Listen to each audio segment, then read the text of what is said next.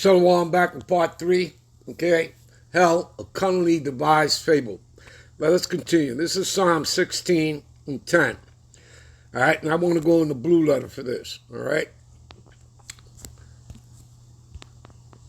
What does it say here? For thou wilt not leave my soul in hell, neither wilt thou suffer thy Holy One to see corruption. All right, so we go to hell, okay?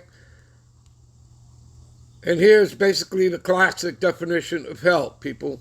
Strong's H, 7585. Sheol, Sheol. Right. What and does it mean? Second entry, Sheol, Sheol. See, grave, pit, all right? You understand? Again, it means the grave. It means to, like, be dead, or in being in hellish conditions as in being in captivity, being in a low estate. Do you understand, people? That's all it is, okay? And we'll give you further examples here in a moment, all right? But first, let me take you to something here to show you something, because again, what you're dealing with, people, are allegories, symbolism, all right, which is all over the Bible, in your parables, in your dark saying, in the prophecies, in the scriptures itself, those epistles, okay? This is why you have to be taught. Okay? And Yahweh Shai is not going to come down here and teach you. Okay? That's why he set up men to do that. Give me a minute. All right. This is Isaiah 38:10. And I said, in the cutting off of my days, I shall go to the gates of the grave. Which would be what, right? Hell, right? That's what they put in your minds. Okay? But no. It's the grave, okay? I am deprived of the residue of my years. Do you see? Do you understand, people? Okay? All right? There's no hell. All right. Give you another example. Give me a minute. This is Amos 9 and 2. Though they dig into hell, and again, to understand what this is talking about the elites. Okay? And they're not talking about digging into hell. This is about them creating their bunkers, right? Their underground bunkers, right? In the rocks. They even have underwater bunkers. Do you understand, people? Okay? So though they dig into hell, then shall my hand take them. Okay? And though they climb up to heaven, thence will I bring them down. Okay? And again, heaven meaning they're in their heaven, okay?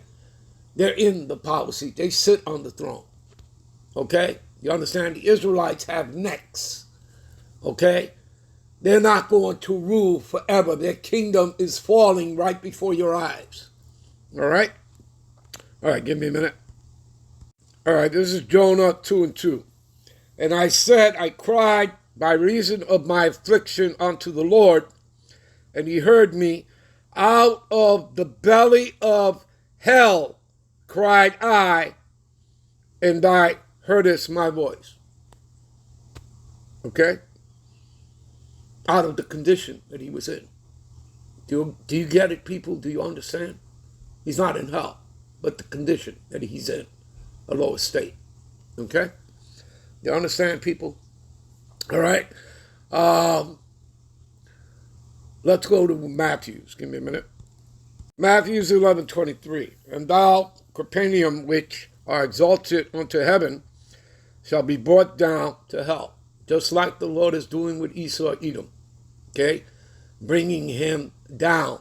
He is going to be in a low estate. That's going to be his hell. Because, again, Esau Edom and plus the other 60 heathen nations, they're all going into captivity. That's going to be their hell. You understand? And the Israelites, you Negro, Latinos, and Americans, you're going to be in your heaven, which is the kingdom. You are the kingdom, and the kingdom of heaven is here on earth. Yahweh Shai is establishing his kingdom here on the earth. You understand? All right? All right, give me a minute. This is Jeremiah 10 and 2, people. All right? Thus saith the Lord Yahweh, learn not the way of the heathen. You understand that, people? You're not to follow their ways and customs, okay? Which are what? like fables, myths. Okay? And as this gets into, as you keep reading, you'll see what this is talking about. And be not dismayed at the signs of heaven, for the heathen are dismayed at them. For the customs of the people are vain. For one cutteth a tree out of the forest, and the work of hands of workmen with axe. They deck it with silver and with gold. What is that talking about? Right, the Christmas tree.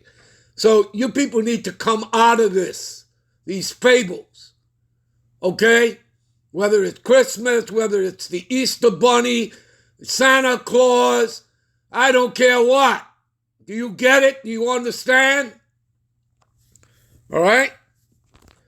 Give me a minute. Deuteronomy 12:29 down to 31. When the Lord Yahweh thy God shall cut off the nations from before thee, whether thou goest to possess them, and thou succeedest them, and dwellest in their land. Take heed to thyself that thou be not snared by following them. Okay? Following their ways and their customs. Believing in their fables, their myths. Okay? All right? So, after that they be destroyed from before thee, and that thou inquire not after their gods, which are what? False gods, myths. Okay? Saying, how did these nations serve their gods? Even so will I do likewise. Right? And of course, Israelites have followed in those ways, right? That's why you fell. That's why you went from captivity to captivity to captivity. All right? And again, talking about the Hamites, Egyptian captivity, the Babylonian captivity, captivity under the Greeks, which are the Edomites first coming into power, they morphing into the fourth and final beast, the Roman Empire, again, falling into their cunning, crafted myths, okay? You understand that? Of worshiping their gods, which are false gods, okay? Thou shalt not do so unto the Lord thy God. Right. What does it say in your first commandment? Thou shalt have no other God before me. Correct? Ain't that right? All right. For every abomination of the Lord Yahweh which he hated have they done unto their gods, for even their sons and their daughters they have burnt in the fire to their gods. You see that? You understand? All right. We'll end this here. We'll be right back with part 4 to close out. Shalom.